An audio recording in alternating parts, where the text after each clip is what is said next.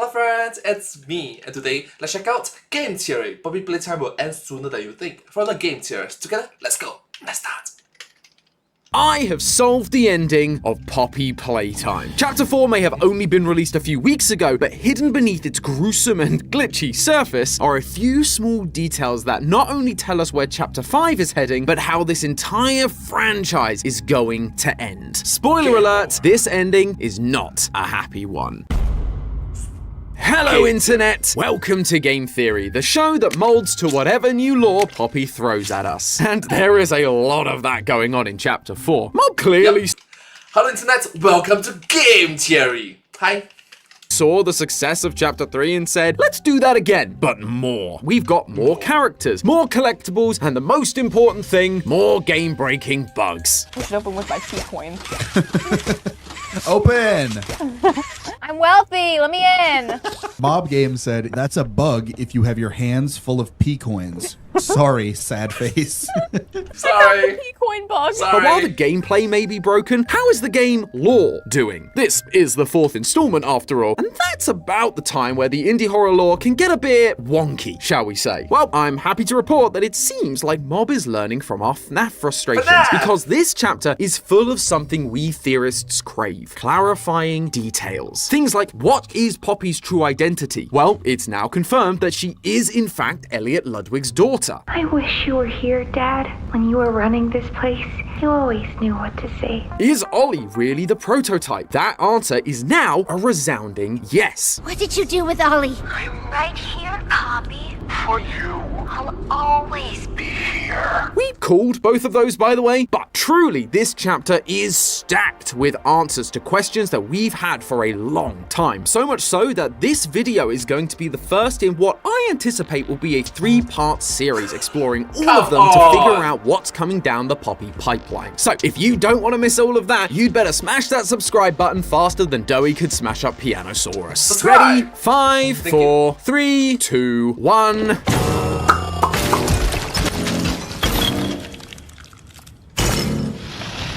I'm still mad about that. Such wasted potential. But to kick things off, I wanted to focus on one of the biggest questions you can ask about a franchise like this. How is it going to end? We've seen it with other franchises, how they just go on and on and on and on. So it can seem Yep, and it can seem quite endless, like a loop, an infinite loop sometimes.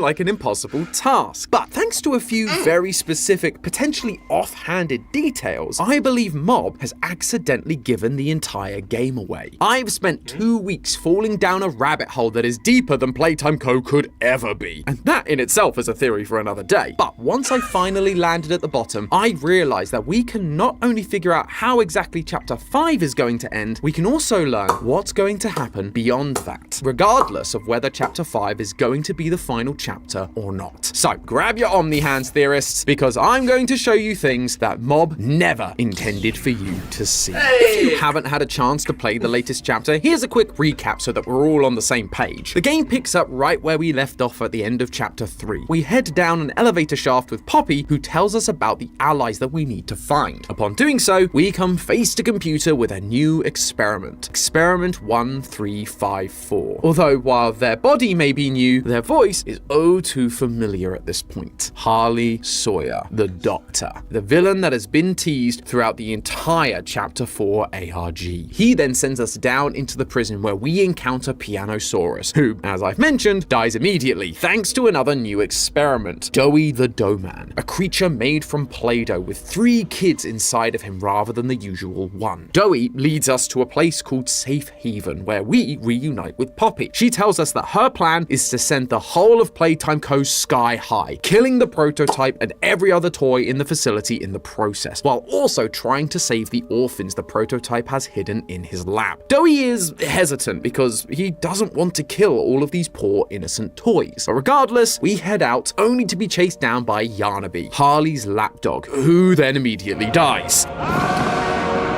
beginning to see a pattern here. After many puzzles and an annoying battle with an underwhelming Baba Chops, we once again come face to screen with Harley, shutting down his systems and putting an end to him once and for all. His final words to us are that we saved no one. But that doesn't matter now. We get to fulfill Poppy's plan and set the explosives to destroy everything. But they don't destroy everything. They only destroy Safe Haven and all the toys inside. In a fit of rage, Doughy transforms into a horrifying salamander thing for some reason, and he tries to kill us, only for us to flip the tables and kill him first. Guys, I think Poppy might have a Marvel villain problem here. Great villains all killed off in the installment they're introduced in? Shame. Anyway, after defeating Doughy, we find Poppy in the vents, just as the prototype shows up to, quote, take her home. Poppy runs away, leaving Kissy and us behind as the prototype blows up the vents. But instead of killing us, we end up at the entrance to Playtime's lab, the place where the prototype and the orphans dwell. Like I've said, there's a lot going on in this chapter, hence multiple videos. But today's mysteries start in the place we visit the most during our playthrough, Safe Haven. According to a note, this place was designed with blast doors and its own electrical generator in order to keep the Playtime Co. security staff safe should an experiment get out of hand, which I think we can all imagine happened quite a lot. All of that has made Safe Haven the perfect spot to hide out from those same monstrous experiments like Yarnaby, Pianosaurus, the Doctor, and the Prototype, alongside our new allies. Now, we all knew we were getting an ally or two in this new chapter. Mob made that very clear on the game's Steam page, and once the Doughy trailer came out, it felt pretty clear who that was going to be. Little did we know the full amount we'd actually have waiting for us here in Safe Haven. Yes, we have Doughy, Poppy, and Kissy, but this place is full of toys and none of them are trying to eat my face, which is a nice change of pace, but it did raise a few questions for me. Up until chapter 4, the only toys we'd seen firsthand were either dead or were looking to make us dead. Even Kissy wanted to snack on us until Poppy stopped her in chapter 3. I mean, I know I look like a snack, but this is not the time. In fact, Poppy is the only one we've known who wasn't trying to do that. That was part of what made her unique. She was the only experiment to act like a human with no aggressive tendencies, at least not towards us. But now we're being shown that she wasn't the only one. Right at the start of the chapter, we can find journal entries amongst the pile of dead toys for a child called Riley. They're a sweet kid who lost their parents and so ended up at Playcare. After some time, they were, quote, chosen by Playtime, which they thought meant getting adopted, but oh no, they won the grand old prize of becoming a living toy. What's interesting though is we get to see entries from after their conversion. Riley struggles to write at first, however, they do eventually figure it out. And with that, we can see that they are fully aware, fully themselves, and not an aggressive monster. Later on, we can find a VHS tape from two guards talking about their various duties. Know what we get in the East? Toys banging on the walls, crying for their parents. Know what we get in the North? Things. Whatever they aren't people anymore. The East is lower security, full of toys that are crying for their parents. They are aware of who they are and have memories from their life before, while the North is for the dangerous monsters, the bigger bodies that we faced throughout these chapters. Reports on Pianosaurus and Yarnaby both talk about their lack of cognitive function and animalistic tendencies, so it would make sense that they need to be in a higher security area. But then, what is the difference between them? And don't forget that ultimately speaking, they are just children that want their father, that want their mother, that want their family back, you know. It sucks that the adults responsible for them, do remember there is orphanage, these adults are doing heinous actions, inhumane actions, just following orders. Gosh, at some point in time, bad things happens when good people don't step up. and some of these other, less monstrous experiments. Simple. Time. As time went on, things did somewhat improve. Huggy is a monster, but can at least listen to orders. Kissy is also a monster. She's only not eating us because, like Huggy, she's following orders. Catnap is kinda able to communicate. Mummy is fully functioning, albeit with a bit of a temper towards adults. As time went on, the experiments improved. By the time we get to chapter 4, there are a bunch of toys, including Doughy, Experiment 1322. All of them are starving, and yet they do not look at us as if we are going to be their next meal. It seems like Playtime Co. did figure out a way to keep the orphans' humanity, as well as figuring out how to make them fit into much smaller bodies like Poppy. Something which Harley mentioned during the ARG was a challenging task, leading to Boxy Boo and the larger, bigger bodies in the first place. However, there is one small hole in this line of thinking. If these later and smaller experiments are supposed to be more human-like, why then have we had a bunch of mini Huggies, smiling critters, and nightmare critters, smaller experiments that are implied to have been later in the process, acting like rabid monsters? Was Harley just really bad at his job, failing to keep all these children's brains intact? I don't think so. Was it because while they were doing the experiments they weren't listening to the chillest beats on the internet? It's entirely possible. While Barbie exists in this universe, I'm not sure whether the soothing tones of our lo-fi channel Lo-Fi do. If they did, I'm sure these guys would be way calmer, able to enjoy all the new music that drops every single Monday. Alas, they cannot. But you definitely can over on Spotify and Apple Music. Plus, if you're watching a Poppy video, chances are you're into hidden lore, and Lo-Fi has a ton of it, hence the name. Last year, we finished the prologue about a girl named Taylor as she's sucked into a mystery surrounding a missing kid. Because as we all know, all good lore starts with missing kids. But now, chapter 1 has begun with our chill and study stream, and we've got sleepy time and gamer/coding streams coming up later this year with even more lore. So if that tickles your theorist brain, or you just need some chill vibes while you work or sleep, you can check out the link in the description or head over to wherever you stream your music from. But seeing as the Doctor doesn't have this and he's not surgically incompetent, I don't think either of those explain why these new toys are still rabid. Although I am convinced that Harley definitely has something to do with why they're acting like this. I'm sure that while I've been showing clips of Safe Haven, you guys have noticed the wall art all around the place. I mean, it's pretty hard not to, right? The devs were really trying to make sure we noticed it, and so I did my theorist duty and gave it a closer look. A lot of it Bro be like, look here, look here, look here.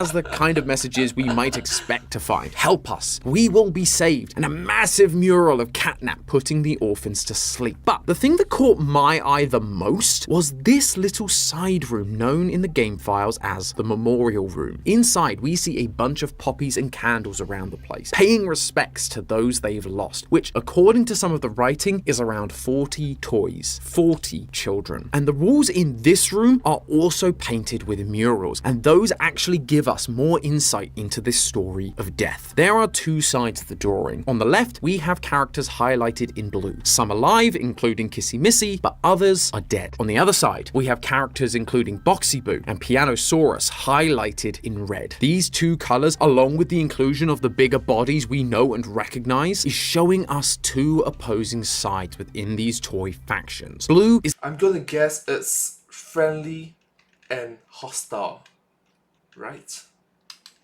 the side of good, the side of safe haven, while red is the side of evil, the side of the Doctor, and thanks to a special VHS tape, the side of our favorite villain, the Prototype. You know I'm still your best shot at cracking that secret. A sound observation.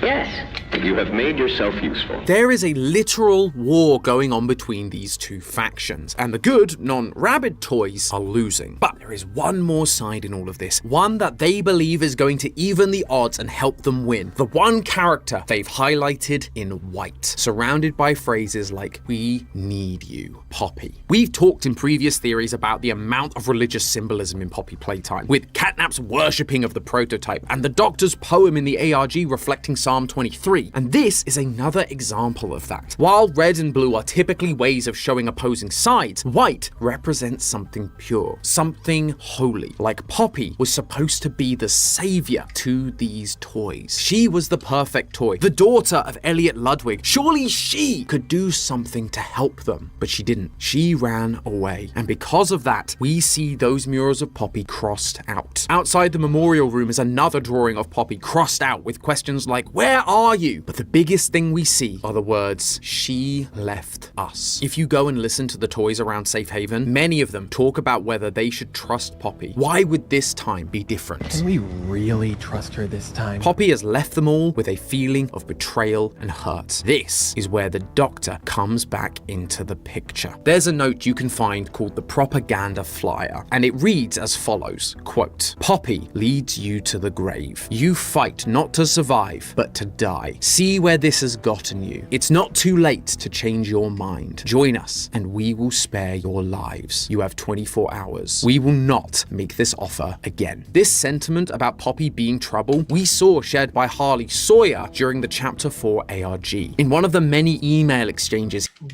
Bro, tell me it's not. Okay, it seems like a blackmail. It seems like a threat. It seemed like a warning. It seemed like, don't mess with us. Oh my goodness, that's dark. he claimed that her path leads to ruin. Plus, this new note is located just outside the Doctor's territory, which makes it seem like this is coming directly from him. He is seeing the weakness in the group left behind by Poppy, and so he is trying to exploit that weakness. This is why I believe we're seeing so many of these smaller, newer toys appear rabid. They were starving, losing the fight. Their savior had left them, and so they were in need of a new one. Prototype was willing to step in and fill those tiny doll-sized shoes. He gave them a clear option: turn their back on Safe Haven, give in to their base instincts, and lose whatever humanity they had left. Just like how Kissy stopped trying to eat us because Poppy told her not to, these toys are now trying to eat us because the prototype told them they could. Eating their fellow toys and other human remains may seem gross at first, but when it's that, or dying of starvation, or worse, the choice is sadly pretty obvious. And then, if they held out for long enough, maybe, just maybe, the prototype would save them. Honestly, I kinda don't blame the toys for making that choice. I've always been suspicious of Poppy, as long-time viewers of the channel will know at this point. And right at the end of the chapter, she proved me right. She ran away again when things got tough, leaving us to die. She may not have run to help the prototype like I predicted, at least not yet, but she's definitely hiding something. How much do you know?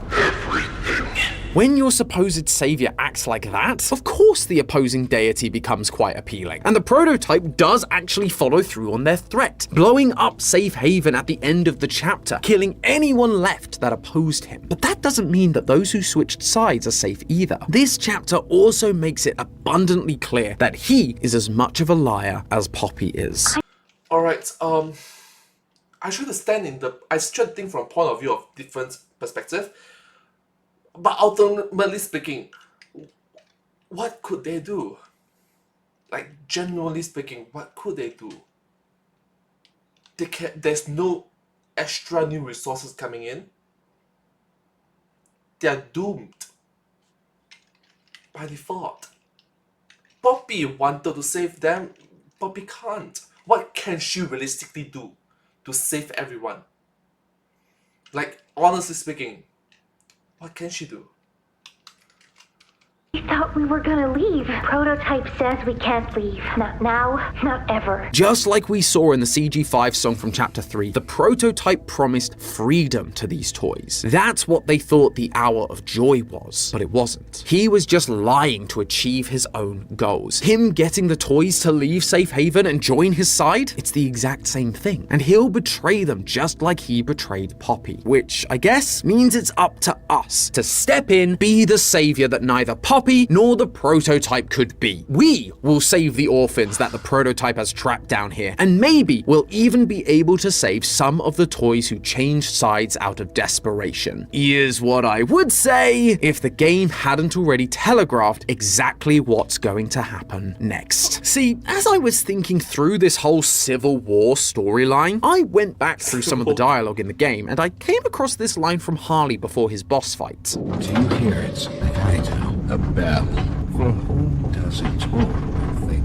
this isn't the first time Harley has spoken like this. He's always been a fan of speaking poetic in a greater-than-thou dramatic sort of way. But this time, it's different. It's not just a poetic styled phrase, it's an actual piece of poetry. The phrase "for whom the bell tolls" comes from the poem No Man is an Island, published in 1624. It's about how all of humankind is connected, that the loss of one life doesn't just affect that one person, it affects all of us because we are connected. If one dies, a part of us dies too. So when we hear the bell of death sound, it's pointless to ask who it's for, because at the end of the day, it's for us. This feels fitting given it comes just before our big boss fight with the Doctor, who says he hears the bell and asks who it's ringing for, knowing full well that we are about to put an end to him, but that we should maybe reconsider because his death would be a loss for the whole of mankind. His scientific endeavors, his discoveries will now be lost. However, while this poem is one of the first places the phrase "for whom the bell tolls" was used, it isn't the only time, nor is it the most famous. That honor goes to the book of the same name by Deadpool. Is that you? Oh, no, it's just Ernest Hemingway. My bad. Anyway, this book is about a guy from America.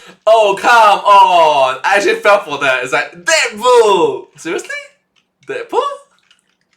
Called Robert. He goes to Spain to fight in the Spanish Civil War being fought by the Republicans and the Nationalists. He sides with the Republicans, who currently are losing the fight, and so joins them in the mountains where they're hiding away. His main companion throughout this story is a woman who has lost her parents and was taken advantage of by the opposing side. The Republicans plan to turn the tides of this battle, blow up a bridge. But there's deception from within their own ranks, and because of that, they lose some of the bombs and their way of detonating them. Now, where have I heard this before? Oh, right. It's literally the game we're playing. Our player character is an outsider to this toy war. We side with Dowie and Poppy, who are losing the battle and hiding out in safe haven away from the Doctor and his forces. Our main companion, Poppy, has lost her dad and was lied to and tortured by the Prototype, the leader of the opposing side. Ollie was supposed to be our friend, but it turned out to be the Prototype lying to us, and so we ended up losing the bombs and not igniting the gas as we planned. But let me tell you, theorists, when I first read this, my mouth was almost as agape as a smiling critter. These stories are practically one-to-one, minus one crucial detail: the ending. We are yet to see the ending of Poppy Playtime, and as we end the chapter heading into the Prototype's lair, the labs, it seems like that ending is coming up pretty soon. But For Whom the Bell Tolls does have an ending, and given how closely aligned everything else has been so far, I have a feeling that means Poppy is going to end in a similar way. In the book, Robert decides to go on the final assault of the bridge as planned, just with some minor alterations. Because they lost their main means of detonating the bombs, he's going to have to be right up close in order to set them off. He does manage to do so, but shrapnel hits his comrades, he gets fired upon by the enemy, and he suffers an injury so great he is unable to retreat with his team. He tries to remain awake as long as he can in the hopes that he can maybe shoot down a couple of enemy soldiers to allow his friends to escape, but he knows that his death is inevitable. The bell now tolls for him. At the start of chapter 4, Poppy told us how the red smoke can be ignited and that the bombs were our way of doing that. However, we've now lost our primary means of detonation. The Prototype took the bombs and used them on us instead. We've taken the liberty of retrieving those explosives from the Foundation.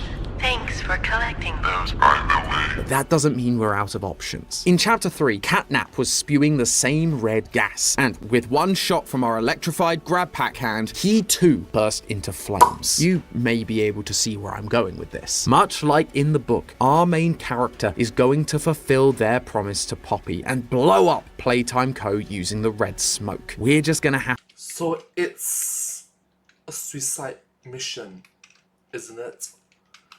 to be close enough to use our grab pack hand to do it, sacrificing ourselves so that Poppy and the orphans can escape. Only that. So this sort of behavior is, if I'm not wrong, it's called selflessness. This is what we call heroes, don't we? That isn't actually how the story ends. I mean, it is, the book's ending is purposely left ambiguous, but the story the book is based on, the real-life history, that continues on. I mentioned earlier that this book is based on the Spanish Civil War, which ended in 1939. And if Poppy Playtime is following that history, our heroic 1939 was like nearly 1 century ago. That's 80 plus years lah. sacrifice may be for nothing. Despite the good fight put up by the Republicans, ultimately it was the nationalists that won the war, with the leader of the movement, Francisco Franco, not only surviving the entire war, but going on to lead the country until 1975, 36 years after the war ended. 1975 is half a century ago. Wow, that's a long time.